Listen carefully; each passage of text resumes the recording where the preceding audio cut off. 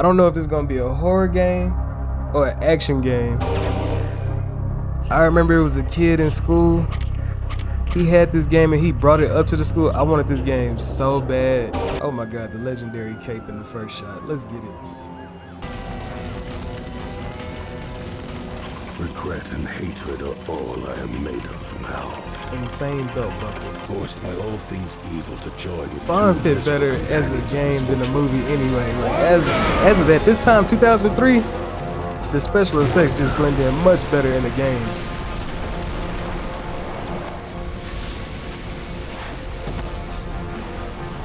What the hell is that? This shit look just like your eyeballs, dog.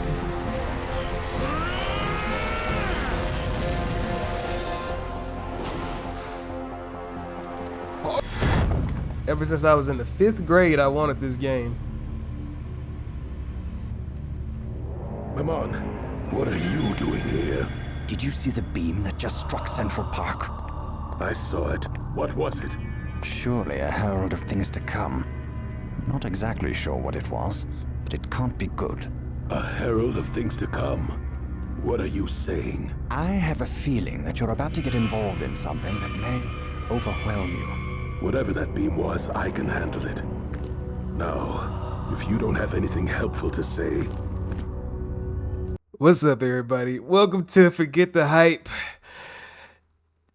Oh man, I knew this was gonna happen one day. I knew I would pay a visit to the past and it would leave a nasty taste in my mouth one day, man. I'll just start off like this. This game is about going down and paying a visit to hell. You know, we jumping over lava pits, looking at asteroids and shit float through the air, fighting all types of monsters. It made me think, if I went down to hell, I know for a fact that there would be 3 games down there that I would be forced to play. Devil May Cry 2, Dead to Rights 2, and this game right here, Spawn Armageddon. Let's get into it.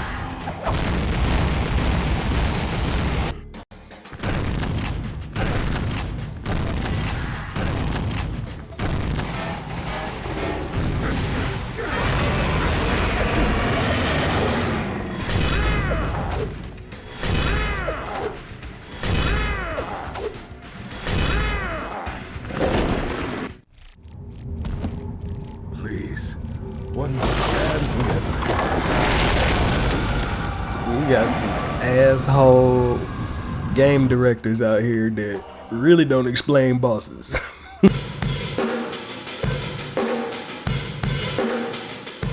Reasons why. Let's see, I'll try and start from the essentials and then get all the way up to like all of the little extra stuff. At the deep core of this game, the mechanics are sloppy. The mechanics go for the Devil May Cry approach. This stylish heavy metal music, you know, the demonic evil, like the evil vibes and aesthetics of the game, the mission setups. It tries to give you plenty of weapons. Well, it tries to give you plenty of guns. I'm gonna say guns. Melee weapons, no, you get 1 melee weapon with like 2 combos. The Agony Axe, that's it. Spawn is a military assassin. I'm thinking martial arts, at least with blades, machetes or something like that. Even like a sword or something. But he just has that axe with those few combos. Then we have the demonic abilities. You know, he throwing necroplasm grenades. He got beams. He can make stuff go in slow motion. He has all of this. But since it's based on stuff that you collect, you don't earn it by being successful in combat. The gameplay loop is go beat up stuff until it's gone and you don't get nothing. You probably get some sprinkles of the currency you use to upgrade. But other than that, that is small, the abundance is low, and sometimes you randomly get ammo and you randomly get necroplasm. You would think that you could like go find it in an environment or get like something at a refill station while you're going through a mission, but no, you will use your ability in a level. After you exhaust your meter, chances are you are not going to refill it back again. The only level that really helped out was the last level toward the end of the game, one of the last levels was where I really started refilling that meter, and that made the game feel more interesting because I had accessibility to my abilities, my supernatural abilities. And then, like, whenever it comes down to the ammo with the guns, you will have an arsenal of guns. Like, usually you see Spawn in like pictures in the comics with like 2 machine guns, mini guns, rocket launchers, pistols. You know, it looks nice. All of this looks nice, but in this game, you'll be running around with empty clips. You will be shooting and blasting to your heart's content. Some of these enemies are so spongy. You will be shooting and blasting, and all of a sudden you switch automatically to something else. And sometimes when you switch, you might switch to something that don't even let you move while you shoot. When you aim and dual miniguns, you can't move. And the difference between like the speed of you whenever you're aiming and whenever you're just jogging around, the difference could be like destructive, because an enemy could be shooting a projectile at you and you got to stop in your tracks to take a shot because you're not smooth. The mechanics are not smooth enough to jump in the air and shoot. You're not finna be uppercutting demons into the sky and juggling them with the bullets from the pistols. You're not gonna do that. That like your first projectile weapons are the chains that come off of Spawn's belt buckle. Those are unlimited. That's the only thing you have after you exhaust all the ammo that you have on hand. And like even with that, you just get tired of jamming that same button a whole fight, because you're not gonna find health. Every like the health, the abundance of health throughout levels, it is random. You don't know, and chances are it's gonna be low that you find some health. So you're gonna probably be sitting up there chaining it up while you're fighting these enemies everywhere. Spawn's defense and evasion skills are pretty trash in this game too. Like, you could do a side dodge where he does like a jumping cartwheel, a backflip, and I had to use these, but I had to get used to the sluggish execution of them. They're not like, as soon as I press the button, boom, right there. Like it gets very, like, it's a delay in between when you press that button and you feel that delay. It is excruciatingly painful to get caught by an attack that you thought that you were supposed to dodge. And you might as well just play it safe and just jump and do like a double jump. He also can glide, you know, he could glide. That's like one of the only times that you'll see the iconic cape pop out. And it pops out when he does this perch move too. But like whenever he perches, it's like a gimmick in some levels. And like most of the time you see like a little Spawn symbol when you could do like the stuff like swinging around with the chains and all that. I mean, it's pretty cool to see, but it's so limited and it only happens a certain amount of times during the game that you're sitting up there like, oh, okay, that makes sense. And that leads me to the narrative side of things. This game is the ultimate pump fake when it comes to narrative and lore, because Spawn has always been presented to us through the comics, the movies, the TV shows. You have to have a narrative, at least a narrator. This game doesn't have a narrator in it. That beginning scene that you saw at the beginning of the video, it starts so strong. CGI cutscene, characters talking to you in the intro. When you go throughout the entire game, you will meet Violator and Redeemer, and that's all I remember while going through this game. I ended up beating the game because I have gamer OCD. Sometimes, most of the time when I start stuff, I have to go through all 4 quarters, and I'll go overtime if I like the game and I want to do some of the side quests. This game, I went through the entire game, and the only thing I remember is Mammon, the dude with the suit and the green eyes, Violator, aka Clownface, but you only see him in you only see him in like, you know, big wretched demon form, and Redeemer, the anti-Spawn. It probably was some other people in there. Oh yeah, Cygor, the gorilla, the big gorilla that's got cyborg parts and stuff like that, but you don't hear too much from them. You get maybe like 2 cutscenes each from them. Other than that, you just start off a level, You're in a place that you know nothing about. You probably get like a little 1-2 sentence description before the mission in the little pre-mission menu. They got all the demonic chants and the blood pools dripping and splashing all over the screen. And next thing you know, you have transferred to somewhere completely different. You have no clue how Spawn got there. Did he jump through a window? Nope, the window is still there. Did he teleport there? It would be nice to have a cutscene of him coming out of the shadows, like, you know, because he enjoys teleportation. It's pretty fun.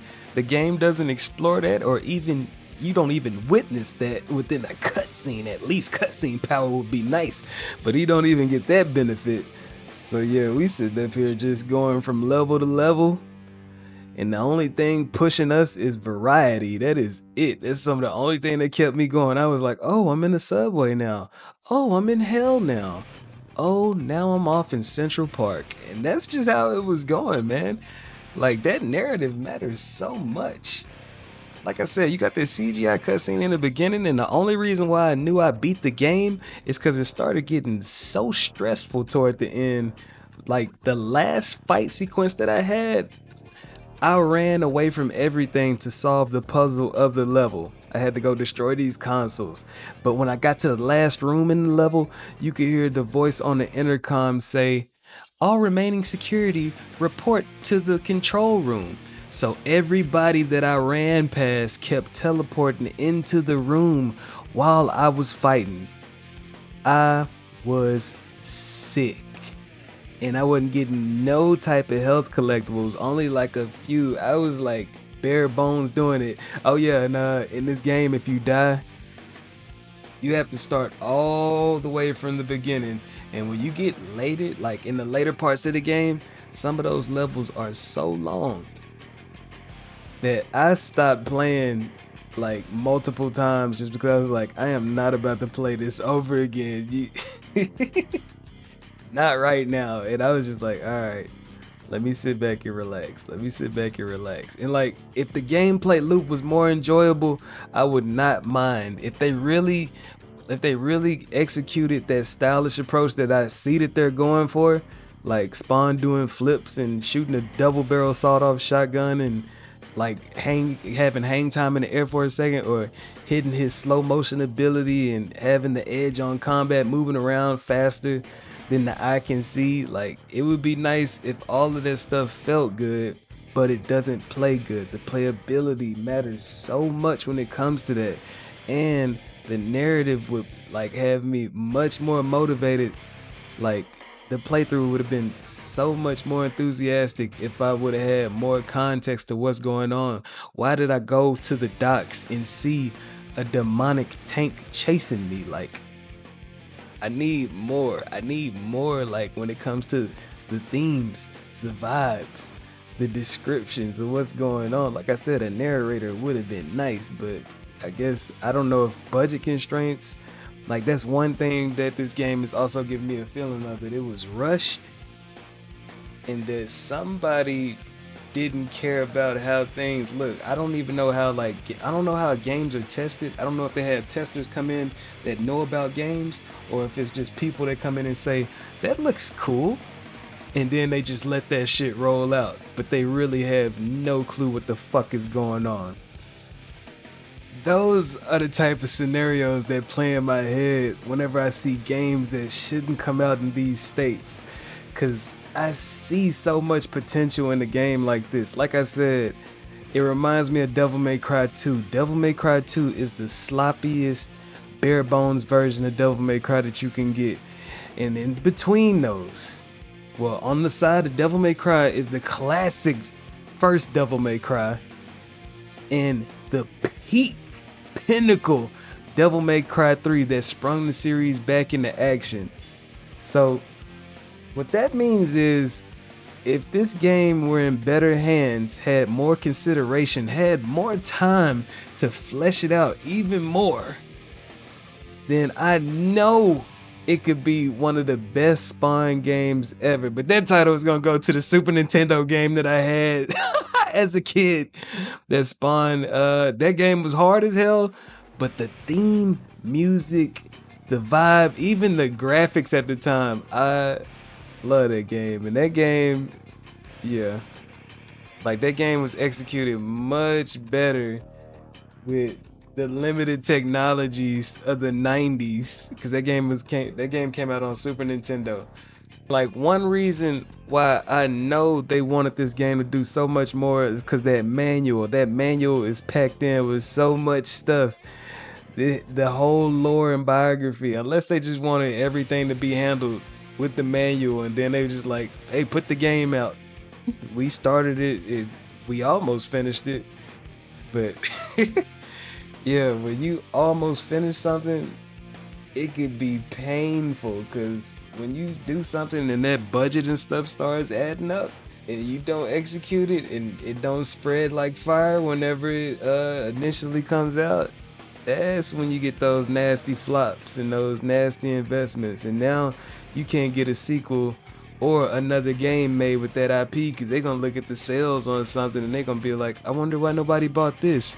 It's not because of the IP, because Spawn is still beloved. I got action figures and I got compendiums sitting right here next to me.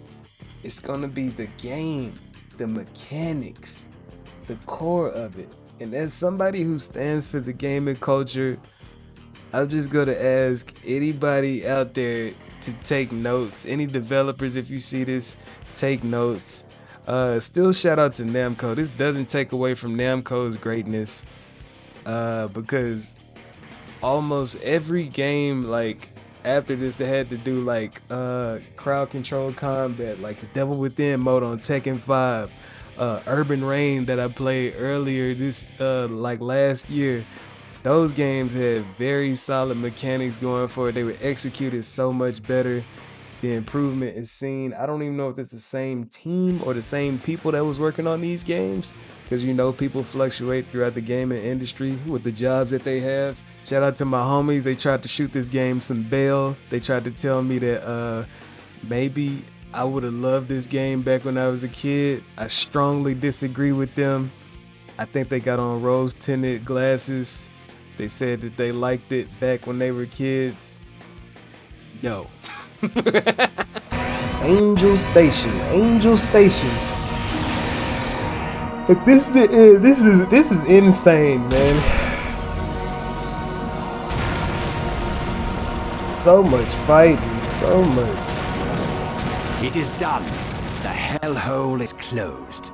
Now it's time for Malbosia to fulfill his side of the bargain. I'm afraid all the budget went to the beginning and the ending cutscenes. What? You were promised your humanity if the weapon was never fired again. But indeed it was. Shit. Wanda. Don't tell me this is the end. Don't tell me it ends on me getting finessed. Do not tell me this game ends on me getting finessed. Oh my.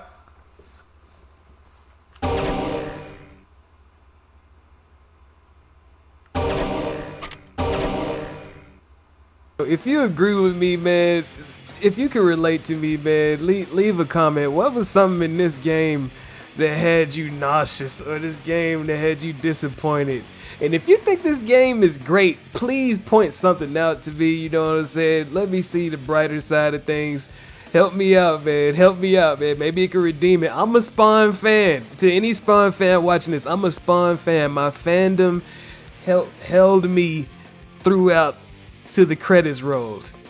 That's what got me to the credits, being a fan, the curiosity.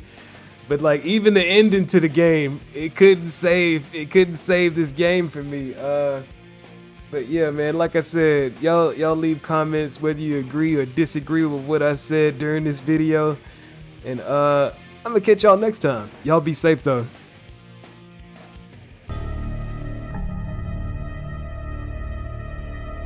Enough!